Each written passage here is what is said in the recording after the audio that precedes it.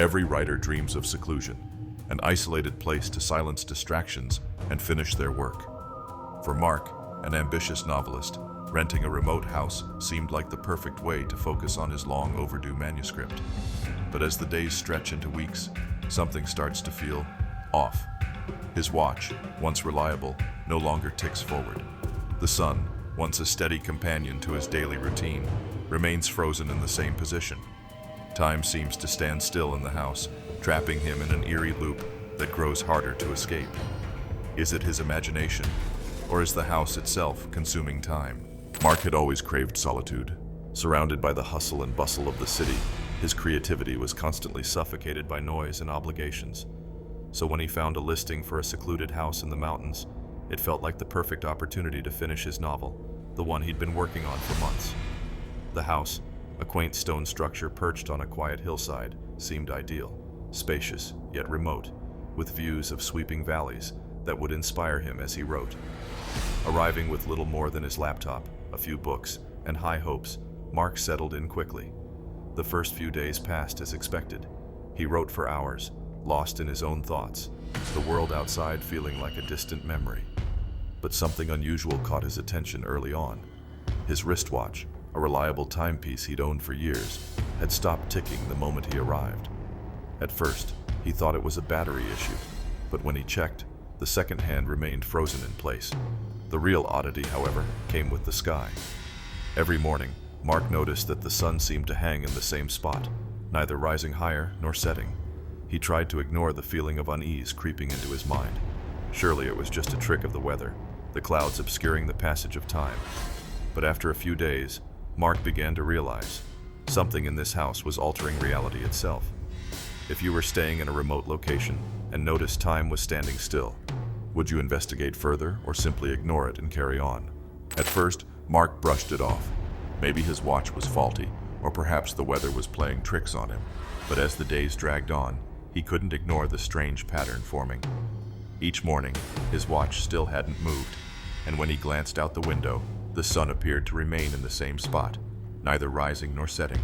He tried to go about his routine, working on his novel during the day and taking long walks in the evenings to clear his mind. But it felt as though time itself was holding him hostage, unwilling to let him move forward. Curious, Mark began to track his surroundings. His clock, the one he'd left behind in the living room, didn't tick forward either. Every room was still, silent, a strange sense of paralysis settling over everything. It wasn't just the time, it was the air itself. The house, so perfect at first, now seemed to close in on him, the walls pressing down as though they were deliberately halting his every attempt at progress. The isolation he had once craved now felt suffocating. He went to bed one night, intending to sleep through the hours until morning. But when he woke, nothing had changed. It was still dark. It was still morning. The house was holding him in a loop, and the realization sank in. Something inside it didn't want him to leave. Mark's attempts to leave the house grew more frantic as the days continued to blend together in an unshakable haze. He'd try to venture out for long walks, hoping that some distance from the house would break the cycle. But no matter how far he walked, he always found himself back at the house.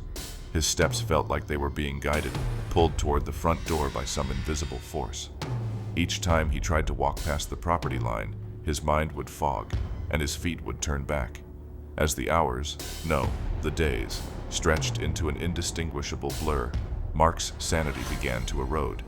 His stomach growled in hunger, but there was no need to eat. He felt no true passage of time, no real hunger or thirst. Each meal seemed to repeat itself, and the food tasted just as bland as it had the day before. He no longer felt like a man writing a novel. He was a prisoner, trapped in a house that manipulated every sense of time and space. One evening, as he passed by the old grandfather clock, it suddenly chimed, an eerie, hollow sound that rang through the house. When Mark turned to look, the hands on the clock had moved, but only to a place where the hour hand pointed directly at him. His skin prickled as he realized. The house was aware of him, of his every movement, and it wasn't going to let him leave. If you were stuck in a place where time seemed to bend, would you fight for freedom or accept it as your new reality? Desperation set in. Mark tried everything, breaking windows, hammering on the walls, even yelling for help, but there was no response. No one would ever come. The house stood still, as though it were absorbing his every action, refusing to let him escape. Then one night, as Mark wandered through the hall, his gaze fell on the floorboards. Something felt wrong, like there was a secret buried underneath them. He lifted up one of the boards, his hands shaking with frustration. Beneath it, he found a dusty old journal, its pages yellowed with age. Flipping through the pages, he saw a familiar pattern, written by someone who had once stayed in the same house. The entries began as hopeful stories of peace and creativity, much like Mark's own intentions. But the tone quickly shifted as the writer described their growing fear, the same fear that now gnawed at Mark's mind. The entries spoke of a house that consumed time, trapping those who dared to stay within its walls, erasing all progress. The journal ended abruptly with the last words, "I've been here for years. The house eats time." Mark's breath caught in his throat as he realized the truth. This wasn't just a house. It was a trap, a place that feasted on those who thought they could use its isolation for creativity. And now, it was coming for him. The house began to change. Mark felt its pulse in the very walls, the slow, rhythmic thrum of time bending and twisting around him. The shadows deepened, and the air grew thick with the suffocating weight of eternal silence. His once vibrant thoughts became sluggish, his mind clouded as the hours, no, the years, vanished into the folds of the house. There was no night, no morning, just an endless, static loop. Mark tried to write, to finish the novel that had brought him here, but the words blurred into meaningless scribbles. His notebook pages turned to dust in his hands, each word swallowed by the emptiness. Every time he looked out the window, the view was the same, a frozen, lifeless landscape that never shifted. The sun, once a faithful companion in his routine, had ceased its movement altogether. The light didn't fade, it didn't change, it simply remained. Mark, his face gaunt and eyes hollow, realized with a sickening certainty that he was no longer the man who had entered the house. The time he once sought to find had been stolen by the walls around him, the seconds devoured until they became one long, unyielding eternity. Finally, Mark stopped trying to escape. The fight drained from him. He was a part of the house now, forever trapped within its timeless grip.